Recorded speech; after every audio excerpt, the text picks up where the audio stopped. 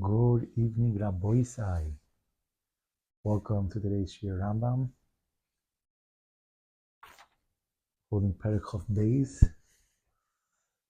Motzei Shabbos.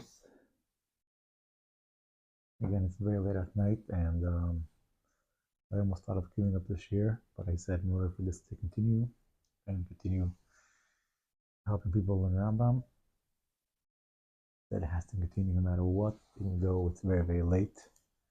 We know this book it ever wants, so we're going in full force. And we're going to begin. It's a fairly easy perek, and I didn't even prepare much graphics for this one. So late that night, I said let's do this year, and hopefully we'll get back on schedule this week. We'll have more time to get the shir more colorful, as they say. Yeah, so halacha aleph. Shnayim shebo lefanecha ledin, echad rach ve'echad kosher. Here we're discussing about judges if they want to recuse themselves from a case. So if two people show up in court, one is very, very strong, and one looks very, very small and shvach. So you're debating, you have some reason that you don't want to judge them for whatever reason. We'll find out. As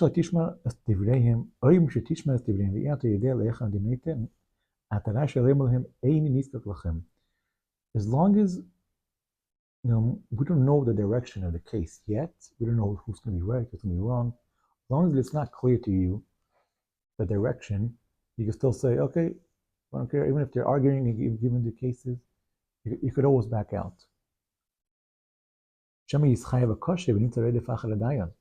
Because maybe the tough person will be found guilty, and then he'll be hunting the dayan all the time. So the dayan doesn't want, the last thing he needs is maybe he's his neighbor and he knows where his property is and might burn down his field or something. We're going to read about that later. He doesn't want to be chased by a violent character. So that's okay. He could back out.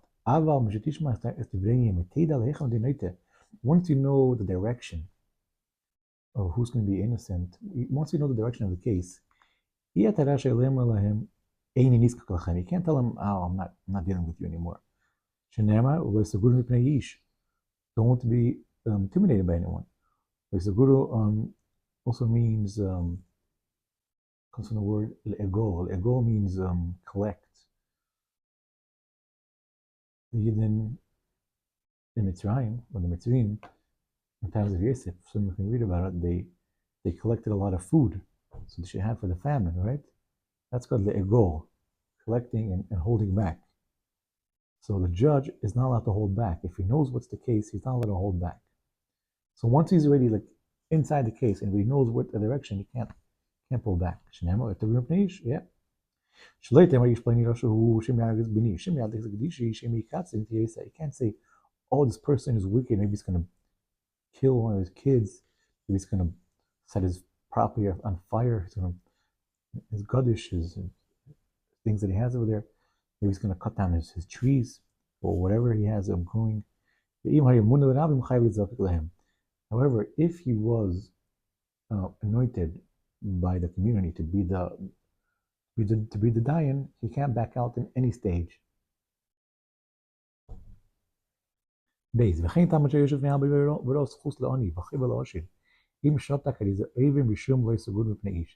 you had a student who was listening in on the case, I guess it was common to have students if they're listening or studying and they're practicing or something, and the student sees, oh, I know I have a good reason why to make this person, what's the word, exonerate, to make him innocent.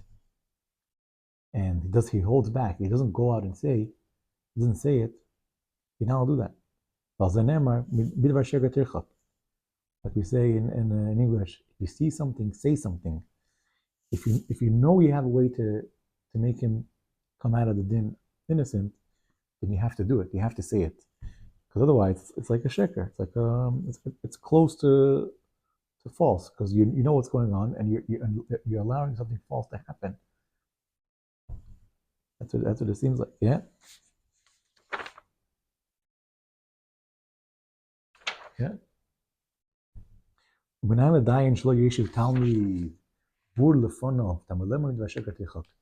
do we know that a dayan shouldn't have someone in his area? Like, let's say a lot of times there's a case, and the dayan will speak, talk over the case if it's one of his students. Now, let's say he has a student who's not a Talmud Chacham, and he'll start making up weird ideas about the case, things which are not true, very crooked, and he might come to make his teacher think in a crooked way. So that's misleading. He might mislead his teacher and give a wrong ruling for the case. So that's also not good. That's also has to relate to midrash go away from anything has to do with flying or swaying. Yeah.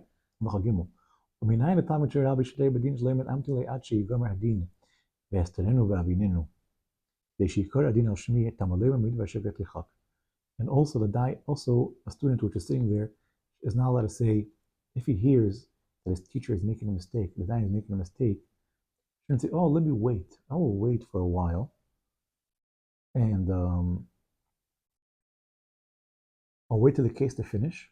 And once the case is over, then I'm going to go and correct him. Then I'm just going to say, oh, you see, this guy corrected the case. That is so great. By the way, I remember we actually prepared one thing over here. Let's see what we got over here. It's very interesting, because we said in Lacha Beis, and Lacha Aleph and Beis, basically, that you shouldn't be afraid.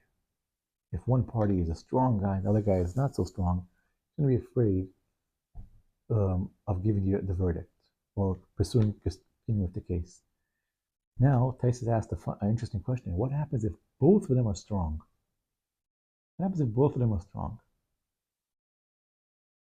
Yeah, a person shows up to court and he sees this. Boom. These two powerful people right there. Two powerful people in front of his face. What do you do in such a case?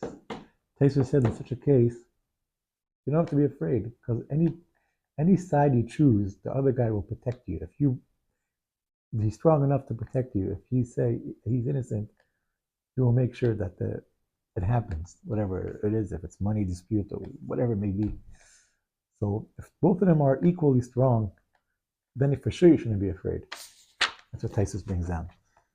It's brought down Rambam. None of this one. This is Rambam Aruch today we're using, but brought down Rambam.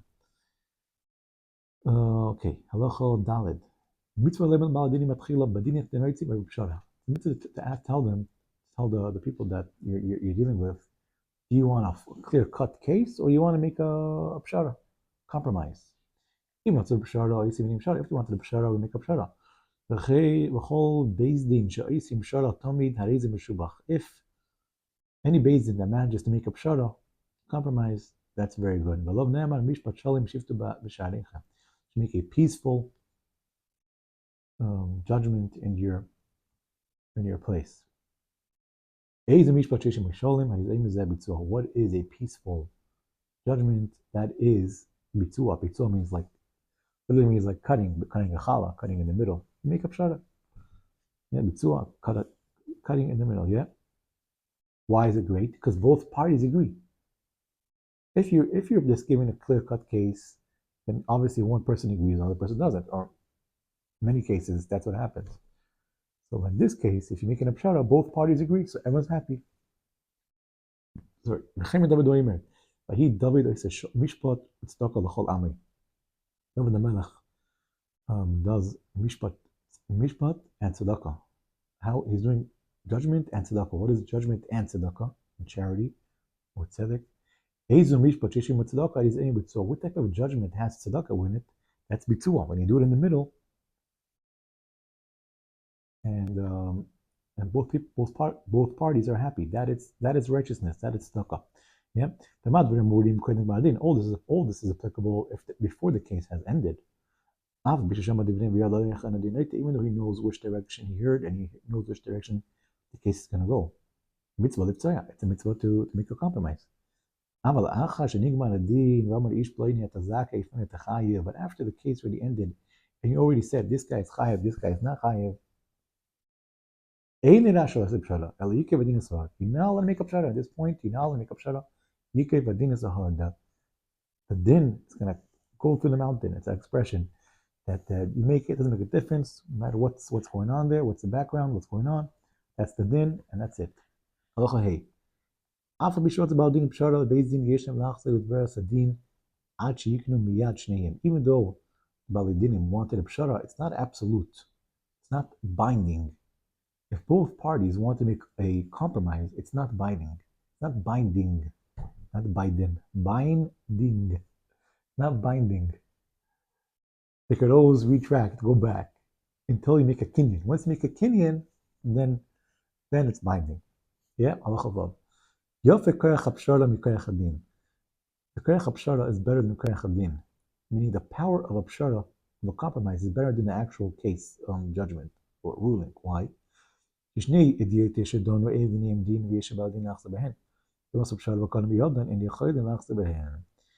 two non-professional judges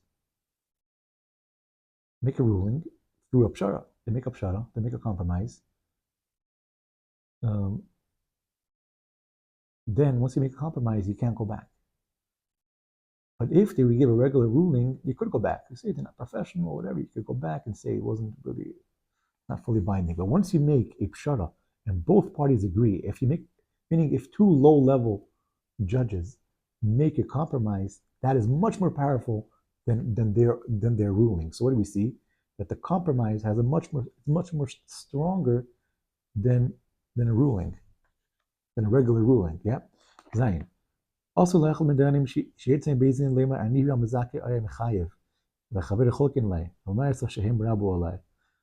the case, a dayan is not going to say, hey, I was the one who wanted to make him innocent, but all the majority didn't agree, so I couldn't do anything about it.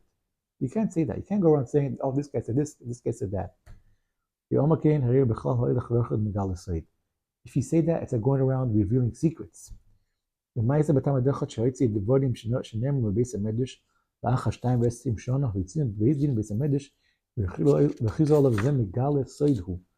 story that there was a certain dayan who, after 22 years, he one time said, I was the one who made him innocent, and other people were the ones who made him guilty.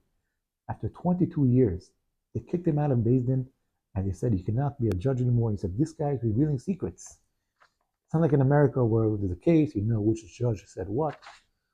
This is what's it called? Anonymous decision. You can't. He's going to go and explain later on how that works. If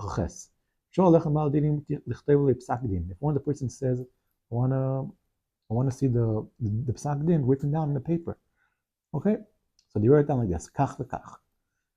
There's the person lekach. Bo ploini beis din shel ploini baldini should turn lekach or yatzazaka yachayev. And they said this and this individual came with this against this and this individual, and he wanted this and this thing, and he came out either innocent or not. The next time they give him the paper. We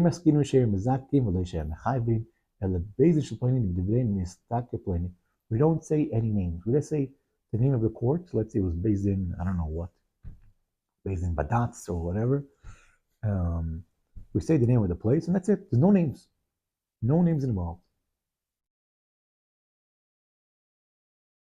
Yeah, I guess for like HIPAA, privacy. Judicial privacy, I guess. הלכה טס. כך היו מנהוגם של אנשי ירושלים, מכניסים בעלי דינים בשם מדבריהם ותנסיהם, מכניסים העדים בשם מדבריהם. This is how it was done in Yerushalayim. They used to bring the Balei Dinim, the people that of the case, they used to hear their argument, and then they used to take them out and then bring in the witness and hear what the witnesses say. Then they used to take out everyone, and then then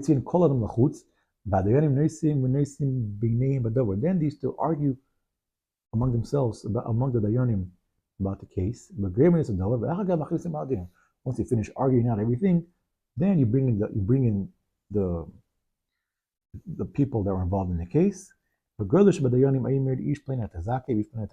you can bring them back and say you are innocent or you're guilty, or the opposite, whatever it is.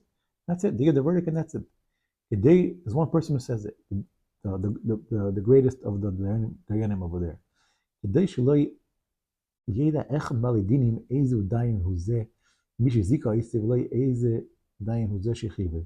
In order that the person should not know who is the one who is mechayev him, and who is the one who doesn't want to know. It's better that the parties do not know who is the one who said what about you. L'chayud, dayan sheyideh b'chaver shu gazlan yirasha, a dayan that knows that his friend is he's a stealer, he's a robber, or he's a bad person. Also leads to imoy shenema mid v'sheker tichak. Yeah, a dayan, if he knows that the other dayan is a rasha, I don't know how you call him a dayan, but he personally knows that he's a rasha or he's not a good person. He is not allowed to have him sit next to him, deal with him. He's not allowed to join him as a judge. It says go away from a dvar sheker. Yeah, it's a dvar sheker. This guy's probably he's a rasha. He's gonna speak things which are not truthful. Yeah. That's what Yerushalayim is saying. Ein yeshim b'din ad sheyedu imim yeshvim, v'lo yichos bin zashtar sheyedu imim chosim, v'lo yichos yenu su'uda ad sheyedu imim yisev imohem. And this is how the great people of Yerushalayim, the pure people of Yerushalayim, pure-minded, they wouldn't sit down to judge unless they knew who all the judges. They wouldn't sit on the bench till they knew who's sitting on the bench. And they wouldn't sign a signature on a document till they know who's signing with them. And they wouldn't go into a meal without knowing who was sitting with them. Thank you very much. And with that we conclude Perek Chof Beis. Good luck.